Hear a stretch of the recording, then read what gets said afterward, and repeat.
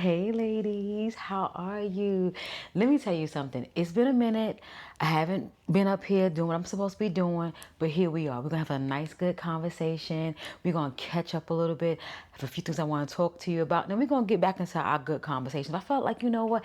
It's time for us to kind of like bring it in a little bit, have a little cute conversation. It's Saturday. It is hot AF outside, and all I want to do is stay indoors. I did go out earlier and I'm like, look, I ain't going back out. I went out last night. Baby, it took about everything out of me to be out in this heat. But nevertheless, let's get it going. Your girl turned 50. That's like the highlight of everything. I turned 50. I turned 50 on June 23rd. It was a Tuesday. I kept it nice and light. I went out with my family, my daughters and my mom, and we just had a nice dinner at a nice restaurant, and I had some good drinks. I had a cake, I had some balloons, and it was just, I just wanted to just chill. I didn't want to get it out, Kelly. I didn't want to do anything too extravagant because I was like, you know what, I want to go away.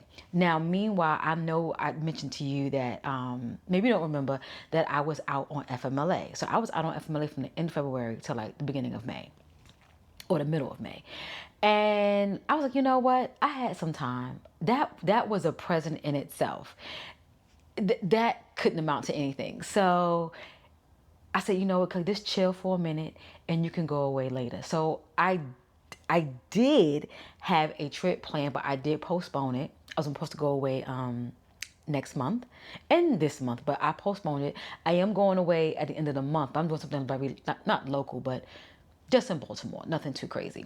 And I'm going to take you guys with me because it's something that I want to share with you. But turning 50 has been amazing. It has not treated me bad. It's not holding me by the neck. I feel good. I wrote some things down. Let me tell you what I wrote down. Let me see. Because I just, it's like an impromptu. I just want to get up here, conversate, kind of get the wheels turned again because we kind of had us a little break. So I wrote some things down and I wanted to make sure that I didn't miss anything. So I want to talk about me turning 50, me pouring into myself. I lost 22 pounds. Yes, we're going to talk about me losing 22 pounds. And wanting to go back to school to get my doctorate. And this changing career. So I'm just letting you know what we're going to be talking about, and we're just going to just keep it going. I just want to have a nice, good, flowy conversation. I should have had me a beverage, but I don't. But I just have some water. But I wanted to have like a little, maybe some sparkling spritz or something. But back to it. I turned 50 and I feel good. I look good. I smell good. And everything is good. All the things is good. I really, really am happy that I'm here. I'm happy that I'm easy on myself. I'm not being hard on myself at this time of my life. And I'm enjoying the things that I'm experiencing at this time in my life. And I'm also happy the decisions that I am making at this time in my life. Let me tell you something. I'm a homebody. I do go out. You guys know every now and then I'll pop out and I'll take you along with me, something like that. But I want to say the end of May to last night, I have been hanging out every weekend. Every weekend. And when I say every weekend, I mean some weekends were filled with Friday, Saturday, and Sunday. Some were just filled with Saturday, which were majority of them. But I've really just been hanging out. And I needed that. I needed that. I have a girlfriend who invited me into her friend group, and I've really been hanging out. And I'm very grateful for that because I met some amazing women along the way. I met some amazing men along the way. And when they say you got to be outside to meet the people, you got to be outside to meet the people. Now, you're going to meet some crazy people along the way, but let me tell you something. There's a lot of good mixed in the bad. It's a lot of good mixed in the bad. But the crazy part, you have to have good discernment. And I'm not going to say I always had good discernment. But I tell you, your girl, she's on it. So, turning 50. Oh boy. I'm just happy I'm here and I'm treating myself good. I'm pouring in myself and I'm pouring into myself differently, which that's going to put us into ways that I have been pouring into myself, which is going outside. Going outside. I can't say that enough. I love my home. I love the place that I have created to be my home. I'm a minimalist. You know, I don't have a lot of stuff. But baby, when I tell you going outside has definitely opened my eyes. I can give you picture after picture after picture after picture. I was outside. And it also let me know I'm not a big shopper, but however, I do like to, buy something from here, buy something from there. If it's fast fashion, if it's wardrobe staples, if it's timeless pieces, whatever the case may be. It showed me that I don't wear my clothes. I don't wear my clothes. And then what makes it even worse, the fact you take a picture and you're like, I don't want to wear it again. But I'm not like that. I will re-wear my clothes. But it just showed me that I don't go outside enough and I have too many clothes. And I said, you know what? Moving forward, I'm going to start going out more. So let me tell you, in addition to going outside, just making new relationships, if it's male, female, if it's doing things alone, which I don't have a problem with doing. I feel like I'm leaning to the side. I'm about to go down like this. If it's going outside by myself, which I do, if it's booking that trip by myself. Like I recently, it's so funny. I want to go to Martha's Vineyard and I want to do the whole black thing, if not just go to go. And I reached out to my good sis, Keita, y'all already know. And I was like, let's do it. Let's do it. Because, you have to have your travel buddies who you can actually travel with.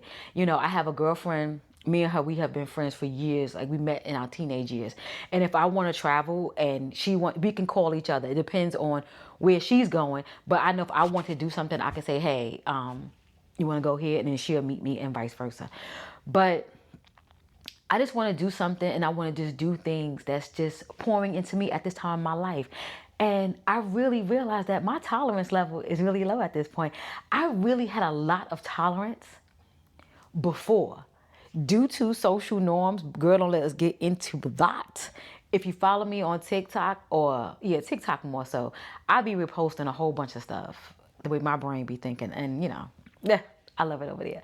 But, but nevertheless, I'm just pouring into myself differently now. I'm not doing things that I don't want to do. I have no problem with saying no. I was saying no. Let me get my thoughts together. I was saying no pretty much in my 40s. In my 30s, yeah, in my 30s as well. I was living down here at that point, but it was a time in my life where I didn't know how to say no. My 20s, my teens, I would say yes to things that I really didn't want to do. And I can see as I'm getting older, it's like, damn, why you don't have this same mentality that you have now then? But it takes growth. It takes time. It just takes so much. But I'm happy I'm here. I'm grateful. I am grateful. And yeah, let me know some things that you have in your life now that you may have done before that you don't do now, things like that. I had a friend ask me yesterday, what is a non-negotiable for you? And me knowing how I am and knowing how my inside works, I told him inconsistency. I like consistency. And he was like, wow. I'm like, it's not hard. I mean, consistency is something, it's hard for someone who can't do it. But it's something that you can do. It's something that you really want to do. You're going to do it. And I had a couple other things there, but that one was how we started off. But yeah, we'll talk about that later.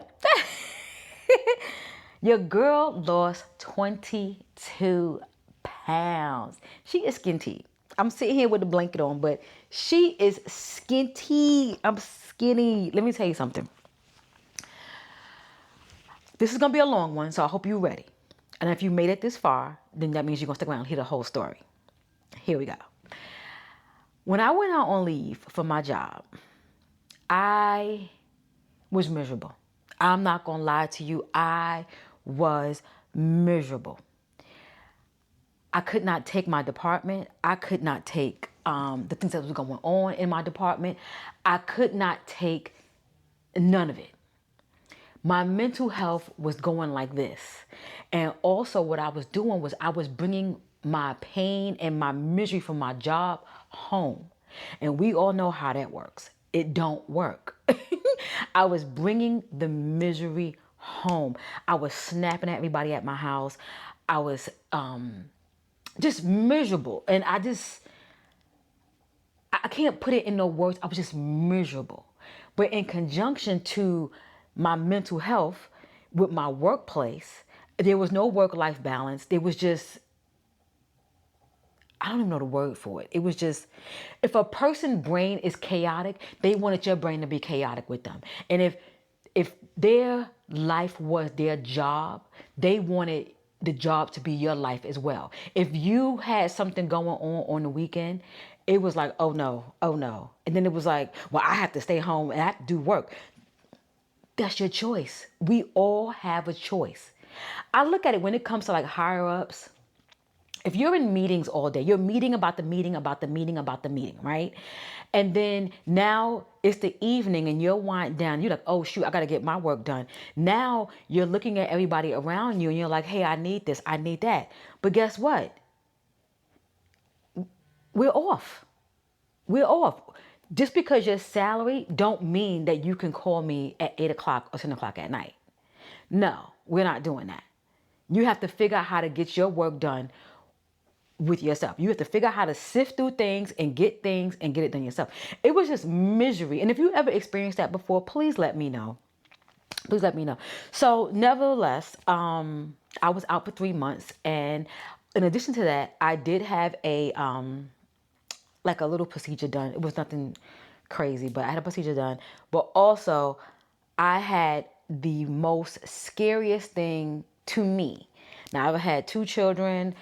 I had a hysterectomy. I've had some things, right? And one thing scared me that doesn't scare a lot of people. So let me get into this. I don't want to drag it on, but I want you to have anticipation. When people say something is hard, I understand. I understand when somebody says something is hard. But when something is hard, but your life is on the line, that's when it needs to become easy. A cupcake, a slice of cake, or a sweet tea should be the last thing you want when you know your life is on the line, especially when something health related. Right, okay, let's go. So, I went out on leave the end of February. My mental was toe up. Now, I knew I had to get something done in addition to that. So I kind of bulked everything in one to take care of my procedure and things of that nature, right? Okay, here we go. I had a physical in March. So I want to say the second week in March, so like the first week or the end of February, I went and got some blood work done. The blood work I got done was normal labs when you get done for a physical. Your A1C, I think it's called CBC, and then your lipids, all the different blood works that they get done, right? To let you know where you are and where you stand with your levels, right? Iron, hemoglobin, blah, blah, blah, blah, blah, blah. She good, right? So I got my blood work done.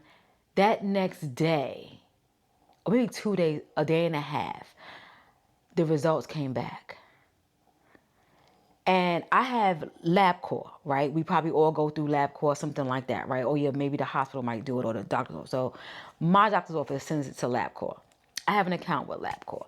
So when I got the results, by the time I read them, my doctor already had looked at them. And she sent me a message and said, we have to address this when you come in the office. And I was like, first off, I didn't know what it was. I'm going to be honest with you. When I saw it, I didn't know what it was. But nevertheless, before we get to what that is, I'm looking at my cholesterol. The cholesterol, good, bad, anything in between, was higher than high. Higher than high. Okay? Now, what I'm getting ready to tell you, this is what happens to you, even if you are small, big, anything in between. It's all about your lifestyle. I know I love pasta, rice, bread, all different things. And let me tell you something. All that stuff turns into sugar. Turns into sugar. So, if you know what I know, if you get off what I'm getting ready to say, comment as I'm talking, right? So I see my cholesterol through the roof. Now, prior to, my cholesterol was elevated. And I was, working on it. She wouldn't want to put me on no pill or nothing like that. And I already explained to you guys about having, my high blood pressure moments and things like that. And I really didn't want to get on the pill, but my head was pounding. So I got on a pill for a little bit. Then I got off and I had to get back on because my head was like this. It was getting me. So I got back on the pill, and having high blood pressure, it really made me feel some kind of way, but it didn't scare me enough. It didn't scare me enough. And even me seeing the cholesterol, because those two go hand in hand. We don't know it. I did a deep dive on all of this stuff. High blood pressure, cholesterol go hand in hand, because guess what? Where does cholesterol sit? In your vessels, right? Your blood vessels, your arteries. Let me get it right. In your arteries, right? When everything is tight, that's where the blood pressure comes in, because now the blood can't move. Let me tell you something. It didn't scare me enough. It didn't. Oh, you see somebody, my mom, anybody, they taking pills, they doing fine. You ain't really thinking nothing of it. That blood work hit. They said I was pre-diabetic. When I tell you I cried. Even talking about it, I could feel the frog in my throat, because my level was at 5.7 or 5.9. It was something, I think it was 5.9. Close enough to be next to 6, right? And I was debating about having this conversation, but I said, you know what? I want to have the conversation because a lot of us are educated and don't want to do nothing about it. And some of us aren't educated and don't know what to do about it. Let me tell you something. When I got that information, and I really didn't know the pre-diabetic, I didn't understand. I understood, but I didn't understand. So when I was my appointment, and she sat me down, let me tell you something. I am so fortunate. I have some amazing physicians. I am so happy that I'm able to have physicians who are not, black women or black men, and they thoroughly take care of me. I'm just grateful. So nevertheless, she sat me down and she said, Kelly, what are we doing? And I said, I don't know. And this is just me being ignorant. Again, I know eating carbs, eating bread, and doing everything is bad for you, especially if you're doing it over moderation, it's going to catch up with you. It's a lifestyle. It's anything between 5 to 10 years, it can catch up to you. And I know exactly when I started going ham and eating whatever I wanted to eat. I know exactly. I even went back 10 years to look at my A1C number. Never had an elevation. But also, A1C is a 3-month span of what your blood and everything has been going through, or what your arteries been going through, right? Oh no, let me get it right. It's how much sugar you have in your body in the last 3 months. I had to get that right. And I'm sitting back thinking, but my cholesterol just kept going up. Pressure. But I'm taking my pill, so, I didn't know what was going on. Hey, ladies, in addition to having the carbs, the rice, the pasta, the bread, it's also the sugary drinks, the Starbucks, the sodas, everything of that nature falls into the same realm. Be careful, be mindful of what you eat. So she tells me all these different things, and we're talking about it. We go on a rabbit hole, and she explains to me, eating bread, eating carbs. And she told me, she said, Kelly, she's a white woman, stay away from everything white. And she says, literally. And she starts laughing. And she said, so we had a little chuckle with that one. And she said, no, I'm serious. Stay away from bread, pasta, rice, white rice. She said, even when it comes to brown rice, until you get this corrected, until you understand how to do this. And I said, okay. And she asked me some of my symptoms. She said, I know you've been feeling some kind of way. I said, I have. I said, and when I actually looked at what the symptoms were for diabetes, falling asleep right after you eat, talking about you got itis. You should not be falling asleep after you eat. If anything, you should feel good. Um, Blurry vision. I got my glasses on now. My eyes are doing better. But that was definitely a symptom, right? Blurry vision. Um, Aches and pains. That could be back pain, that could be leg pain, different things. But my main, and then also a bad attitude. Having a bad attitude. And all of that comes from we sitting back thinking, oh, it's menopause, is this, is that. Yes, it can be. But first, before we start doing all this menopause talk, it's all about getting your health in order. And once you get your health in order, you could do with menopause a bit better. Let me tell you something. So I came home from doctor's appointment and I cried. I cried. When I tell you I cried so bad, I cried as if one of my loved ones died. Somebody might have beat me up. Something along those lines. And when I tell you, I went with my mother, and that generation, they like, you get older, something gonna happen to you.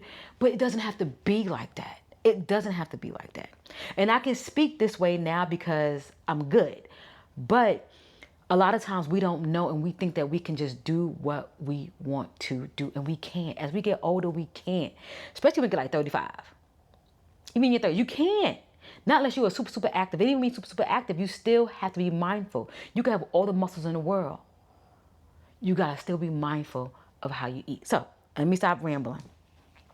So I come home, I'm crying. Now I'm like, okay, I got all this food in my house. I done bought a 20-pound bag of basmati rice because I love me some rice. I take the rice and I wind up bagging up in some Ziploc bags. I just put it on top of my pantry. I know I can't eat it no more. But meanwhile, I have a household of people who likes rice, and I can't make them do what I do. But yeah, at the end of the day, they can do what I do because I want to show them how to be healthy. Not that we're not healthy, but we have we like ice cream around here. We like the little Debbie's. We like a lot of things. Potatoes. We love a good roasted potatoes, mashed potatoes. We love pasta. We make Alfredo. All the things. However, I knew I had to change my diet. First thing that went, I'm not a big soda drinker, but we will have cans of soda in the house. If I want to have a Pepsi or a cherry Pepsi, I'm a Pepsi drinker. I'm not a Coke drinker, but we do have Coke in the house sometimes. But if I'm going to drink, I'm going to drink Pepsi. We had those things in the house. If I wanted it, had a taste for it, but my thing was I drink water. I love a good cocktail. Choice of drink is tequila. I haven't had tequila since probably before February.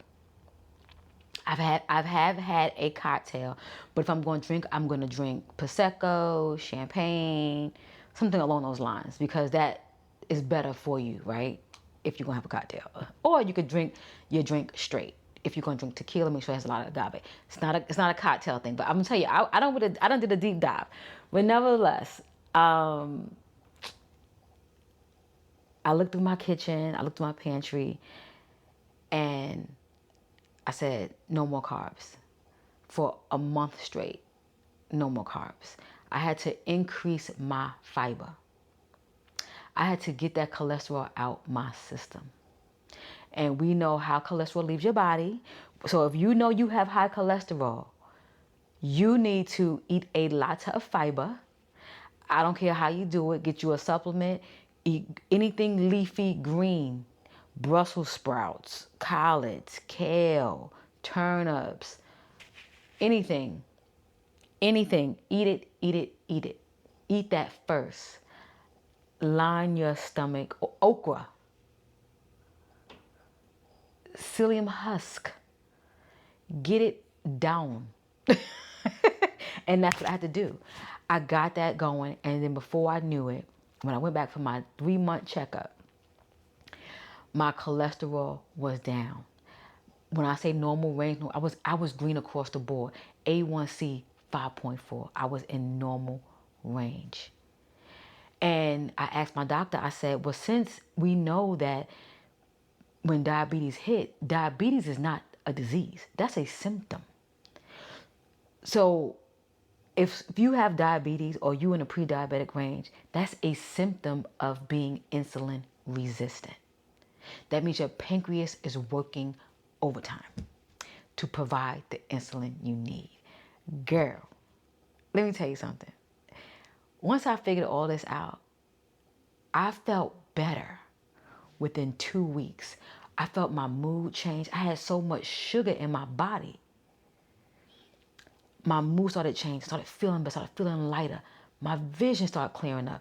I feel like now when I have my glasses off, I see not as perfect, but I mean, I'm 50 at this point, so my eyes are not 20. But I tell you, I see just as good as I do with my glasses. The glasses feel like it's just super, super sharp. I mean, the edges, everything is sharp on the edge. It looks so clear. But after every meal, I walked. After every meal. So what I first started doing after every meal, I would walk 10 minutes. But then I started enjoying the walking because it started making me feel good, nice and airy. And I didn't want to go to the gym just yet. I only went to the gym maybe 3 or 4 times within the last 3 months during that time frame when I found out till I got my next results. I walked. 80% of what you want is done with eating when it comes to your health. The other 20 is the exercising. I walked every day. I made sure I got 10,000 steps in every day. And it wasn't even hard. It wasn't hard. Now, I understand if you have more weight on you, that can definitely be challenging, you know. But however, start slow. And I'm telling you this because I went through it. And I hear so many people saying it's hard. They can't reverse it. They don't know what to do. They don't know what to do. And I'll be honest with you, a lot of my information, I got off of TikTok. And I did my research, you know, Googling things and what. And then my doctor, of course, you know, she gave me the groundwork. But then you want to hear other people's perspective because you want to know women like you, what did they do? And even men, what did they do? So I walked. The first 2 weeks, I did just 10 minutes after every meal. And then I cranked it up. I walked for 30 minutes. Then I walk for an hour. Now, I only walk 1 time a day. I get it all done in 1 shot. Because my body is good now. I also fast. I start eating between 11 and 12. Or 12:45, whenever I remember, because I'm not hungry. And another thing, we don't have to eat because it's breakfast. You eat because you're hungry. You know, people say, oh, I want to eat because I want to make sure I got enough energy in me to do it. Eat when you're hungry. That's for me. I can't tell you what to do. And I also stop eating at between 7 and 8. So I have 11 to 12, 7 and 8. Those are my windows. So I have a window of when I eat and my body is fasting the rest. And by its fasting, now it's using up stored fat for energy. And that's how I lost 22 pounds. I want to say 4 months, but I started seeing a difference this month. Like I can look at my pictures now that I actually post, that I showed you, that I've actually lost a lot of weight. And it's different losing this weight from going to the gym, from walking. It's a more leaner look. Walking is cardio. I'm not running. I'm not doing a brisk walk. I'm literally just walking. Just walking regular. Get some good sneakers and walk. The 3 things I did: intermittent fasting, walk after every meal, increase my fiber intake. In addition, I cleaned my diet up. Your girl out here eating cottage cheese. Yes, one thing I did not eat because the texture and how it looked. I have so many recipes that I use now with cottage cheese, and that's high in protein. Plain Greek yogurt, tons of chicken, tons of fish, and beans and lentils, protein. That's how I did it. That is how I turned everything around, blood work wise, in 3 months, and then I saw a difference in how my body looked in 4 months. And here I am approaching my 6 months. So let's say March, April, May, June, July. So August is my 6 months. It takes about 6 months to see the body that you actually want to see. And I know by the time the end of August hit, I'm going to be exactly where I need to be and where I want to be. Right now, I weigh 155. So when I'm on this scale, it's like 155.2, 155.4.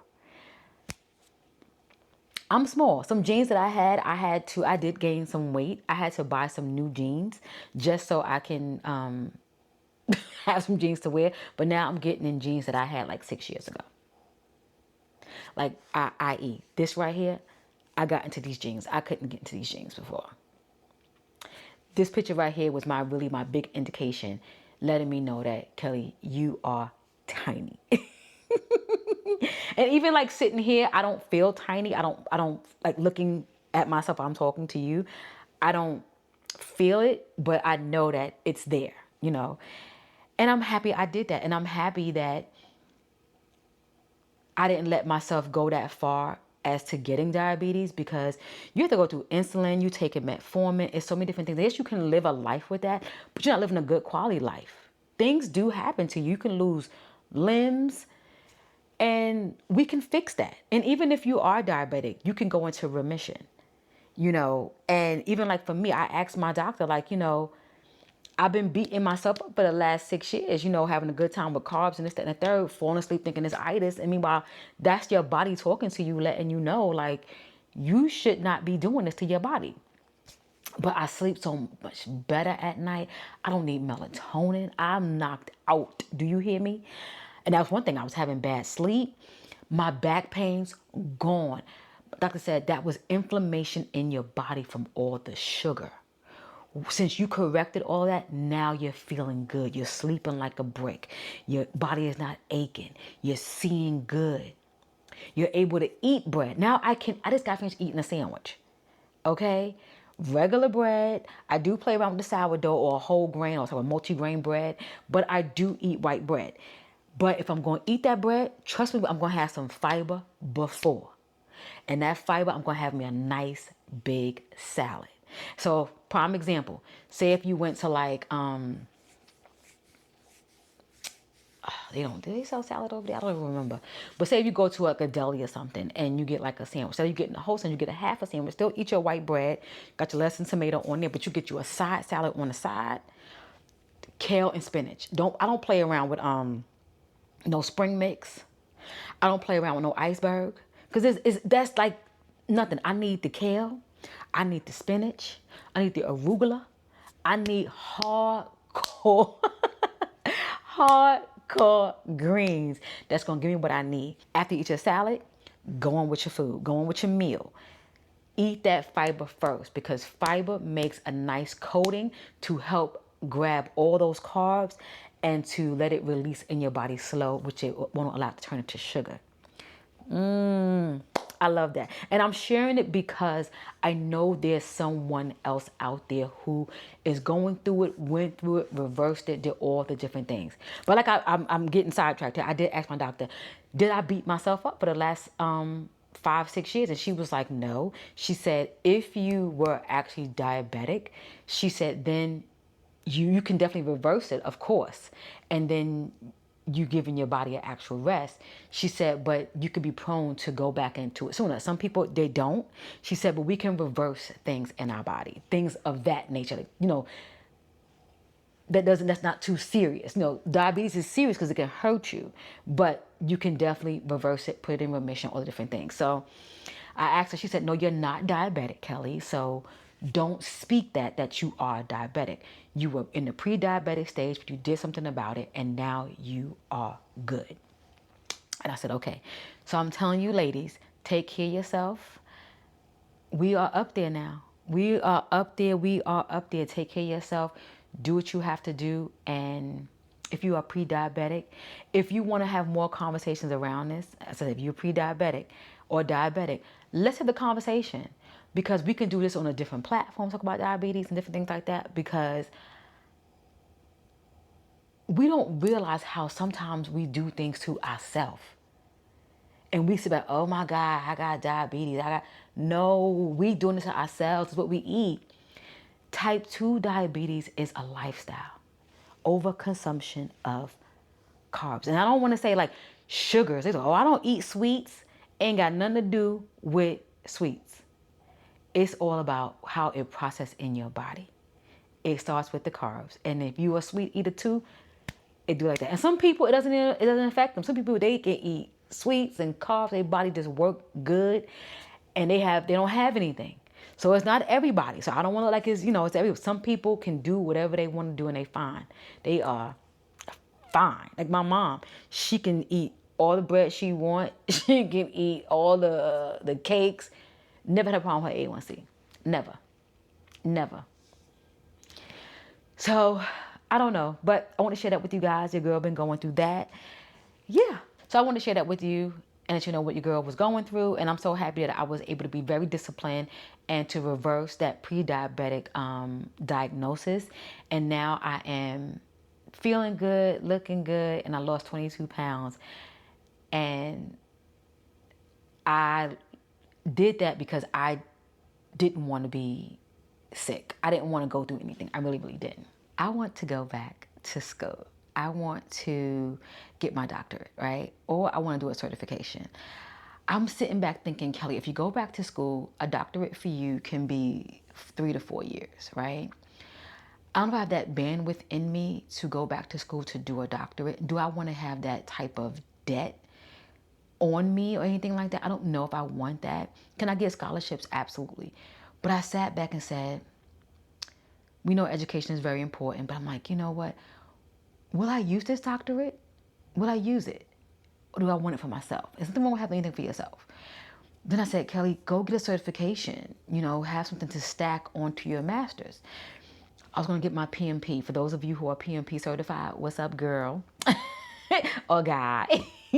Let me know, if you are PMP certified. I'm thinking about doing that because, it's a more shorter studying process. It's not easy by any means, but it will give me that itch that I do have to go back to school to seek some more education. But like I mentioned, I have a friend and he's going to get his doctorate.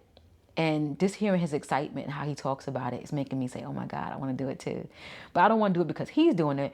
I want to do it because I want to do it. And I have to sit back and say, will I actually use it? He's using it. Actually, he's using it now. Like he's doing professor work, instructor work. So I'm like, okay, you're doing the darn thing.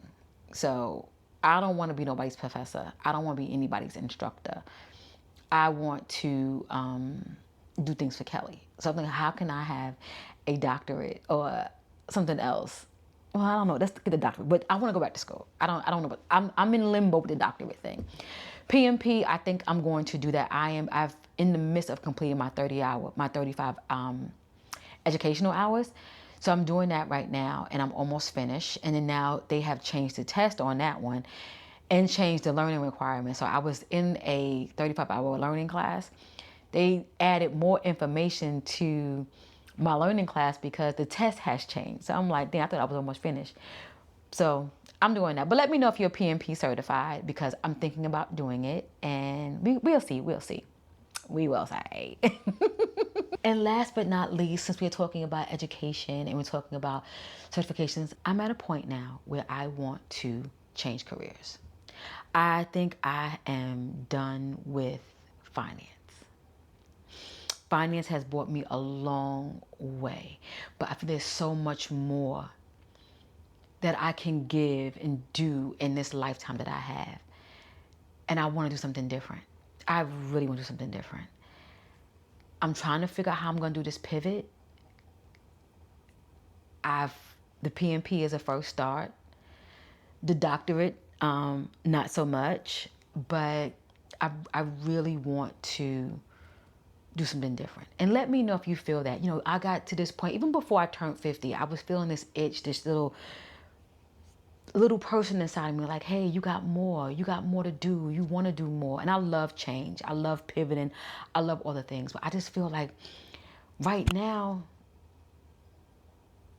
I just want something different. So I'm thinking about a career change. I'm thinking about pivoting, and I'm definitely going to share that with you. I have been definitely thinking about something I may have done before. If I do choose to stay in finance, maybe let's change my industry. So I'm thinking about that as well. But there's so much on the table. There's so much that I'm thinking about at the moment. And there's nothing wrong with that, because in life we are to evolve. And this is my life. And I want to live the best life I can possibly live. And a lot of people feel like you're supposed to be so loyal to one job in a one place. And people get so angry, like if people leave jobs and think it's taking a personal hit on them and this, that, and the third. People have to live their life. And that's where I am right now. I'm just like, I want more. I feel like I done turned a whole book, because I opened up a new book and I want to do something different. I don't know, girl. But I want to do a little catch up. I want to talk to you. I want to just have some lady talk. And I wish I had a glass of something to sit down and talk with you. A little sparkling something. But yeah, here we are. Here we are. So let me know. We had a little vulnerable moment. And we will chit chat and talk more later. But conversations will start. I have to tell you about this career change that I'm talking about. We're going to have another conversation about that in regards to retirement. So stay tuned. I got more for you.